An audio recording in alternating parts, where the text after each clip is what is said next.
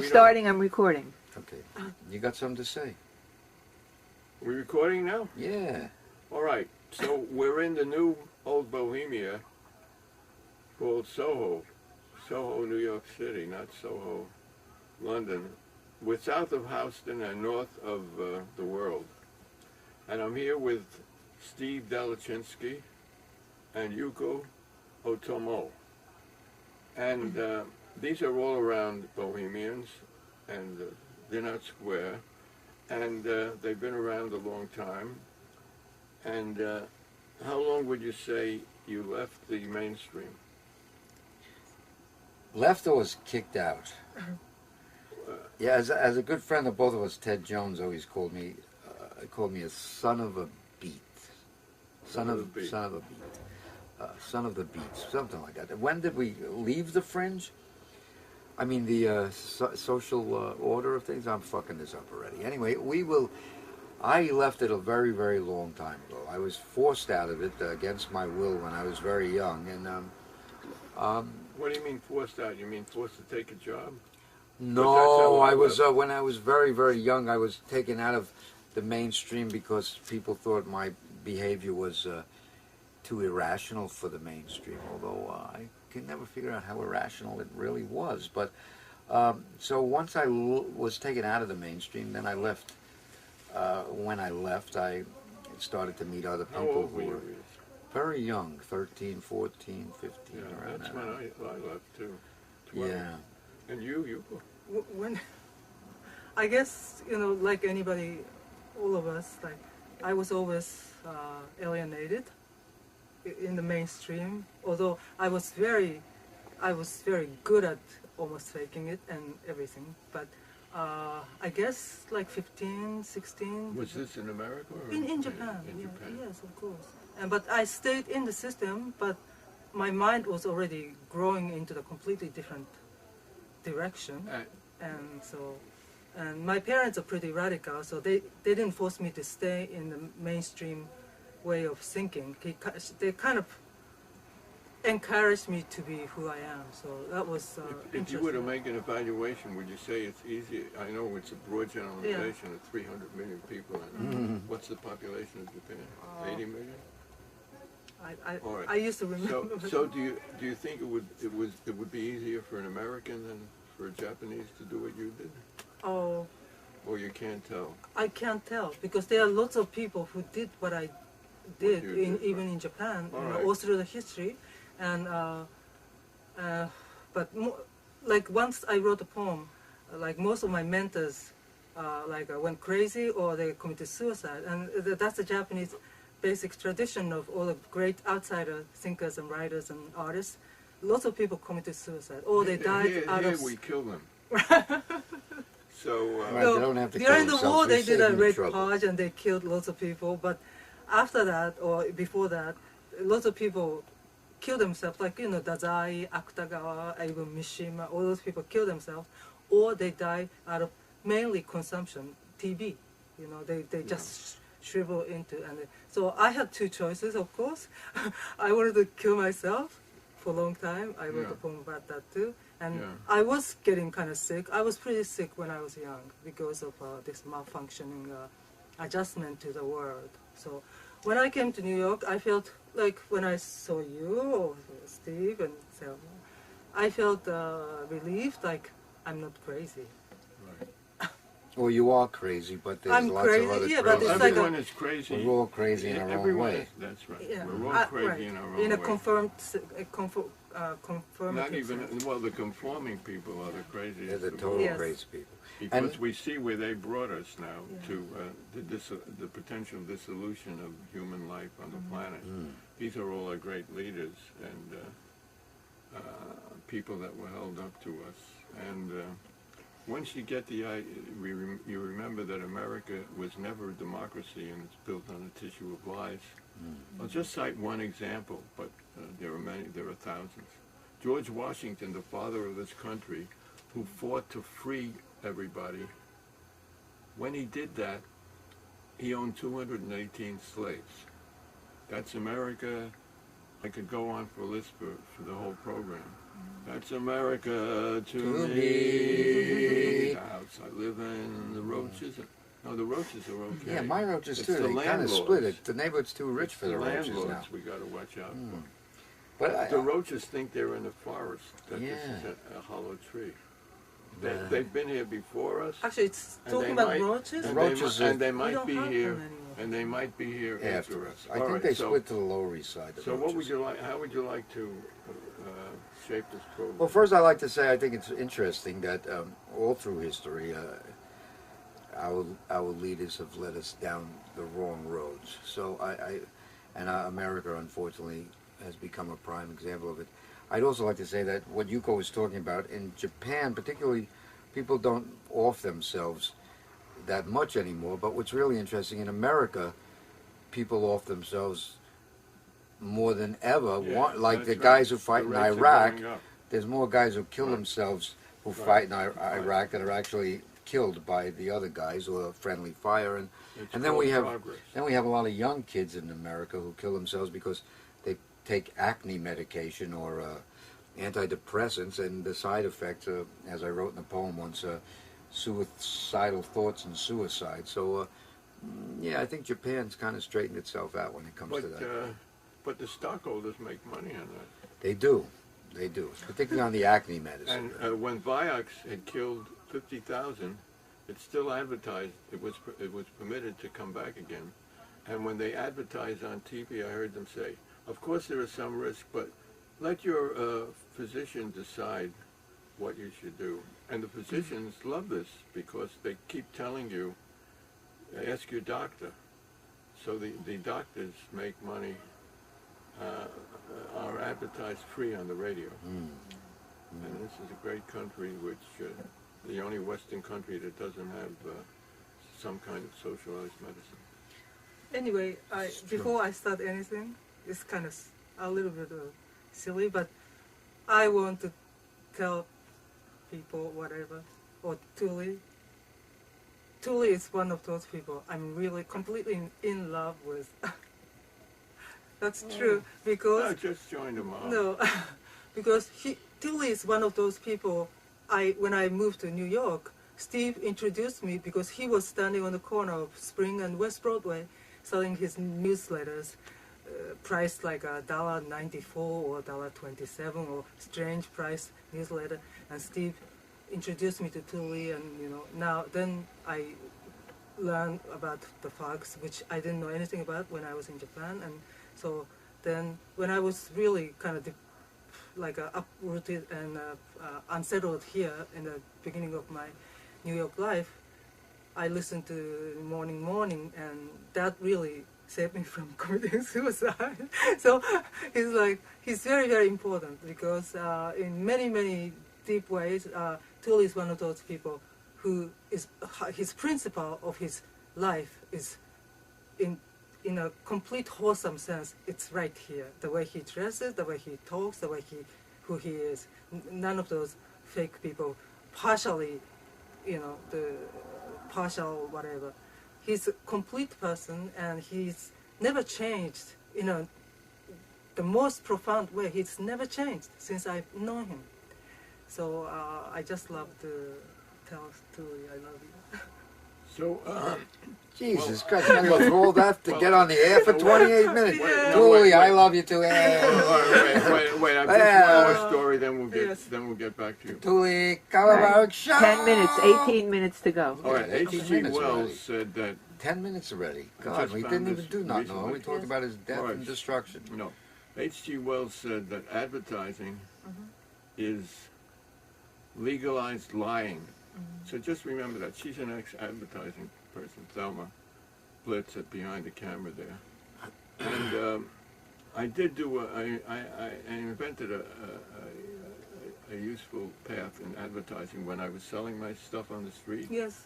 It was $1 for one and 2 for 99 cents. Oh, That's Okay, what I was so- going to say. So let's Yeah. get to your Okay. poetry while we $1 for one and 2 for 99 cents. I always thought it was I just remember the strange number. right. It was. I thought you were charging less for one and more for two. That wasn't. But do how you know that- what? Actually, when I Wasn't it wanted a to dollar buy for two them, and one for he 99 said cents? you gave it to them for free. Yeah, 2 for 99. Yeah. Something like that. Yeah, Yeah. Yeah. 1 for a dollar. Yeah, you 2 gave for me 99. I few got one of different, them buried few in there different somewhere over there. issues for free. Well, getting to the issues. But what do you want us to do now? Well, you Be could intellectual? sing, Okay. or you You're could poets, aren't you? recite. I was going to We dance didn't around say to the anything. I want to show everybody this is a book that came out recently. And Let then me see it. Show the this is a camera. beat up copy because that's my reading. Is that your book? Yep, that's my reading copy of And the it's book. called The Final Night. Final Night. This is a beat up reading copy. It's all your poems. Well, So- not all my poems. These are poems particularly for one jazz musician written over a period of 19 years. Which jazz His musician? name is Charles Gale. He's a saxophonist and pianist, a very avant-garde guy. He's from New York, right? He's originally from Buffalo, New York, and he's But lived he in lives here. Manhattan a long time, Lower East Side. He was homeless for a long time, and now he's got a great place to stay, luckily. And so this was 19-year labor, and then it recently won this award, which is called the 2007 Penn Oakland National Book Award. Now, the reason I'm showing you this isn't to brag, it's to show you that, you know, this award, which comes with this little sticker, I've been sticking this on lots of books around town in my own silent protest to show that winning the award. What does the sticker say? I it can't says see it. 2007 Wait, let me Penn focus. Oakland. Let me see if I can focus in it. Show me the Right, 2007 Penn Oakland award. Award, Okay, book this award. is a very Well, we want prestigious. to tell everyone that. Why are you sticking it on a lot of books? Well, because I found out after winning the award, if the press doesn't help you once you got the award and nothing else happens, that you can just go around stick this on pornography magazines or anything. Because in the long run, I stuck it on an Albert Ayla CD at some poetry reader because it actually. I was happy to get the award, but then realized, like almost any other achievement in life, it doesn't mean all that much. Well, But- we want to remind But I wanted everybody Yeah. to see We that. want to It's remind kind of an everyone that anarchist. Steve is a factor, an important factor in the jazz community of America. He's written the liner notes for many records. True. He's everywhere there's jazz, and he's a jazzy guy. He wanted to be a drummer Right. Right. originally. Which, just He one more failed. useless plug, this is, to follow Tuli's thoughts, this book was written listening over 19 years, the first book, for one musician. This second book, which just came out less than 2 weeks ago, What's it called? it's called Logos and Language. You wrote that? It's a collaboration with a musician named Uh-huh. Matthew Shipp, a pianist. Uh-huh. It contains a dialogue with him and an interview with him that I conducted, and poems I wrote listening to him play music, and some wonderful photographs taken by someone named Lorna Lentini. And what makes the book interesting is one of the interviews is about his feelings toward the Black Panthers, and his dad was an African-American policeman in Washington during that time, and Matthew was barely born, so Matthew's take on the Black Panthers and how his father, as a policeman, treated the Panther situation, which was very favorable, actually. One as a policeman and two as a African American, was interesting. And the second dialogue, Matthew and I get into some weird stuff about mysticism, because he's a semi-mystic religion in a very strange way, you know, like he says things like, why would somebody believe that God, can we say dirty words on No. here? Okay. No. Why God would have stooped, Clean up the words. why God would have stooped a 13-year-old Jewish virgin, and how such a thing was possible. So that's a really interesting thing. So that goes along with what Tuli said about my involvement with jazz, but Tuli I'm wants babbling to too say much. We want to. We We want want to do the.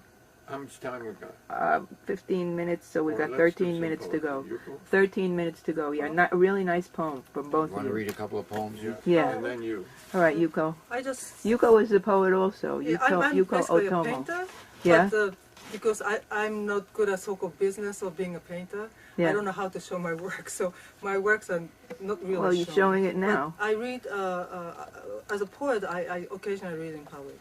But anyway, one of the poems, I picked this particular piece for Tuli, but this piece is a bit long, so I will just pick a few parts. It's a little piece called for August Sanders. He is a photographer who took the portrait of the people of the early century, 20th century, so how the people haven't changed. So I pick few parts. This is the part B. Work types, physical and intellectual. Shipyard workers and carpenters look less disheveled and tortured than a trio of revolutionaries. County workers and communist leader, they both look like schoolmasters with a hidden trait of oppressed sexuality. Dark, stern, and direct, a painter's eyes do not wait for gold from a cameraman. Drunk in the realm of structural tonality and mathematics, composers proudly and sadly sit alone. Naturally, businessmen and politicians hide the most and the worst of themselves under their well-tailored coats. And it goes on and goes on and goes on this. And That's Okay. it. yeah, no, I just Very want nice. to give a little touch, and then maybe one piece out of this, Okay. the small poem. And Okay. Yuko made the beautiful cover. Let's. Yuko. Now, is this a collage This or a is painting? a little non-press Uh-huh. press called Sisyphus Press. Uh-huh. Very nice. Yes, like a Sisyphus. Where would you get it? Where do you at poetry reading? Where do you get it? Handmade and house-made. I picked the perfect one for Tuli. This is a collection of my tiny poems called Small Poems. Trading. You took my belt. It was 50 cents, Life, and it was nothing. Okay, so now Steve. That's it? Yeah, You don't write haiku usually. I do write do. haiku. You yeah, do. but I didn't prepare to read haiku. Okay. Yes. All right. Steve now. Well, I'm This going to is read Steve. another piece from this poem Yuko just started to Oh, no, read. you don't have to. Naturally, businessmen and politicians hide the most and the worst of themselves under their well-tailored coats. I mean, now a lot of them like to wear dungarees because they're so... Even Yeah, for hide. $200. Yeah, $200, sometimes $400. For exhausted pants. I like the way they're worn out. They're what do they call it? Abused? Pre-exhausted. Yeah, Pre-exhausted pre-exhausted. pants. Pre-exhausted pants. Pre-exhausted. Yeah. Not like us, just pre-exhausted people, huh? We were born exhausted. We were born exhausted. Okay, like the pig I usually am, I brought lots of stuff. I was going to read from the books, but I think what I'm going to read first is, I'm not going to read from the books, actually. I'm going to read the newest piece, which I never even looked at after I wrote it. It's from, the title is from something Yuko said when a guy sitting at an outdoor cafe tried to get the waiter's attention, and he said hello in a very ugly way. And Yuko Yes. said, when hello can be ugly sometimes. Yeah. The way he said hello was one of the Hello, hello, hello. You're drafted. Yeah, you're right. Hello, you're We dead. need you. America's calling. We're calling you. When hello can be ugly. When hello can be ugly, a false step at the summit, a hiss of pure logic, an awakening from the underworld. Hello? Yes, hello can be ugly. When hello can be ugly, a false step, a hiss of pure logic, an awakening from the underworld, the way an impatient customer tries to ensnare the waiter, get his attention for another glass of wine at an outdoor table of a cafe, fat, slobby, must remain politically correct here. Blank blank of a customer, a bit swishy like a bad translation.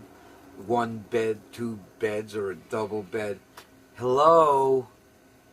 Hello, he said, stuck in the dark alley, not like wisteria symmetrically covering the building's facade, thick-smelling, powerful purple growth crossing the roof, getting lost within the fat, the architecture of tunnel or forest, as ugly as a husky bum.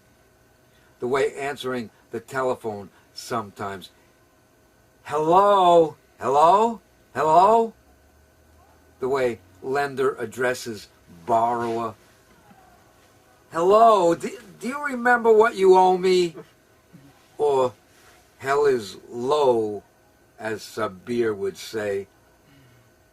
Hell, Hello, as the wristwatch stops and the indiscriminate meeting on the staircase, half up or half down, disarming one's manner of speech or trying not to see who's coming down the street at you right now in front of you and passing you, composite defined speech. Can hello be said of sign language? Unsparing caresses, hello. Oh, hell. Oh, hell. In a small room, shuffling about all 5 of my senses, leaving out the pleasantries, that's when hello can be ugly, really ugly. Nice. I haven't heard it. What he's heard. When you say hello, I say goodbye. You say hello. It is, Steve used to write, I mean, he used to read every poem he wrote, but now we don't, we kind of don't do that. I say goodbye. Yeah, you know, and then there's other funny things, like this was a couple I wrote when I was in Paris a few years ago. I visited Père Lachaise and, or Père Lachaise, or Chaise Lounge, however you say it, where they're all buried. Chaise and Père Lachaise. And I saw that Richard Wright is cremated, and he's in Père Lachaise, and there's a little, when you cremate most people, there's this little square, and Richard Wright's was right near the staircase going up to the second tier. And this was a description of how Richard Wright's little square was, as I walked up the steps and noticed Richard Wright stuck between the staircase and the wall. Richard Wright stuck in the corner by the staircase in black face and gold letters with cobwebs. 52 years in exiled native son.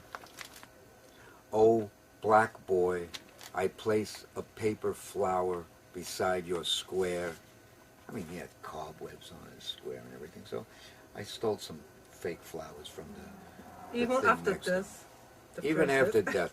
And you know, I knew he was young. I didn't know he was 52. So And he wrote haiku. He wrote a whole book of The haiku. end of his life, he wrote tons of haikus, and they're very good. And He we really finally did. got the book somewhere here. Right, Richard Wright. It's buried The problem here. we have is We can't read anything can't because read we have to anything. keep piling the shit everything up. is piled up. But yeah, Richard Wright So, wrote tons of haiku. He wrote a haiku a day for many years. He wrote thousands of haiku, and his daughter He's published very, a very book good. about 2 years ago. They're very traditional haiku, but they're very, Very good, very yeah. good, very good. You want to hear some? You want to read something else, Yuko? Oh, Or you want to? No, we'll Thelma, just if you talk. want to walk around the house, that's okay. Yeah. Wait, no, I'd rather hear. I'm just. Okay, just these are 3 semi-dirty poems, Maybe but they're I not should really read one. dirty. all right. Okay. We You can't read be one? too. Okay. yeah. No, they're not dirty like that. All right. This was in one of the apartments we stayed in Paris. There was a courtyard, and there was literally a chick who did all these things out her window. So, like the Hitchcock movie, I called them Rear Window. You find something, and then I'll get through these real quick. Rear Window number 1. I've been writing more experimentally lately, so it's interesting to read, you know, like this one about whatever that was, the ugly one. It's kind of mixed bag of things. But these are very straightforward. Rear Window number 1. She's in her underwear. She's fixing the curtain. She just took a shower. She's vacuuming the house. She's talking on the phone. Finally, that stool is occupied. She smokes with her left hand while doing the dishes with her right. She has a tattoo above the left cheek of her ass. She has blonde hair, dresses well, has a bicycle, stays up late. It's hot. It's August. The room is empty. Rear Window 2. The girl across the sunlit alley stands half naked by her window most mornings. The sparrows are elongated and aggressive. It's late afternoon. She's wrapped in a towel. The curtain stops fluttering. She rests the towel on the window ledge. The towel says, "Lucky strike." Rear window 3. Up early, clouds, downpour, clouds vacuuming, washing floor, making love almost an hour, biting, fingering, playing around, torturing, exasperating breasts. I tell her to keep her clothes on, I naked, she more orgasms, wine, me thrust gently into her wine-filled mouth, she drinks, swallows, naked I rise. The girl across the way is drying her hair in the sun. She's been to the beach, somewhere where it's warm, no rain. She sips her coffee, shakes out her towel, sniffs her duffel bag. Our lovemaking has cleared the air. Oh. Okay, I read. Those were the days, huh, baby? Yeah. When we're still young. Yeah. Hunger. Today, I saw some people eating pretzels. 3 merrily chattering women blocked our way. We do not particularly feel sorry for missing things. That, We by have the way, was 2 Yuko's minutes. first major book, which I love dearly. Oh, great. It 2 sold out minutes. 2 real, minutes. What's- sold what's out it real called? quickly, and then the So this is my goddamn major book. same Let's see. Hold it goddamn up, Yuko. publisher, same What's it damn called? publisher. I offered them money to Stop, Steve. put No the book back out, and complaint. they wouldn't do it. You miss. Okay, general botany. I love Oh, okay. plants. So General botany. general botany. Okay. All you need is air, water, and slight light, night and day. All around. Love? Well, that's it. Okay, we have 2 more minutes. Love, well, Maybe you should so Tuli, All right. come on, say Come on, something. Tuli, say say something, something. Tuli. Say something. Tell All me. right, You circle all right, around. these Well, people this are is married, one of right? the You're shows married? we have Married Yes, poets? Tell you Yes. that. Right, how long have you been married? Long time. Long time, too long, More than 2 decades, that's for sure. That's amazing. too long. All right. Yes. We're like 2 little kids, right? So, 2 little babies. Get a shot of all the junk, Thelma. I She did. I did. got some of Good. it. Let's get some of the jazz. You must have an immense jazz collection. It's not all You jazz used to sell records, vinyl but, records. yeah. Amazing collection of wall-to-wall books and There records. is no Terrific blank library. wall. All very well Just organized something just fell. and very nice. Okay, we have just a couple of more minutes. So Tuli, you want to say close- goodbye? close Well, Let's say goodbye. in a Bohemia couple- lives! What? Yeah. Thank you for the well-organized remark, Thelma. We can't find a thing, though, anywhere anymore. Yeah. Anywhere in the It's world. It's so Have nice you you're still in New experienced- York. Do you have a We way- can't Here we afford go. to leave For it. you, Yes.